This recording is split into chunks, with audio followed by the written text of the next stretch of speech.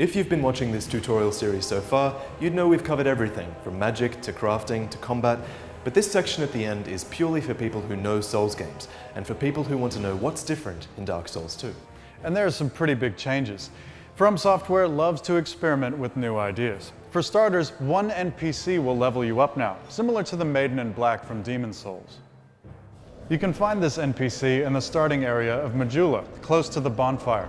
Speaking of bonfires, you'll be able to warp between bonfires now, right from the start. No Lord Vessel necessary. And you'll need the extra help. Avoiding your human form no longer protects you from those wanting to invade your world, though some of the Covenants might help.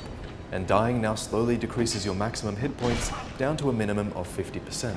You can reverse this by using a human effigy, which reverses your hollowing. These are rarer than humanity though, so use them carefully. Dark Souls 2 will allow far more diverse playstyles. Whereas before, entire categories of weapons were useless, like axes or whips, you'll find a lot is viable in Dark Souls 2. Everything's here for a reason. Build a character around bows and arrows if you want, which can now be used while moving in combat. You can now effectively dual-wield weapons. Shields can be two-handed for extra damage mitigation. And if you desire, you can even carry a sword and shield left-handed. The adaptability stat is an important new addition. Parrying will now knock your opponent to the ground, making them vulnerable, but you can do multiple parries in succession. When fighting multiple enemies, the choice is yours whether or not to follow through with your post.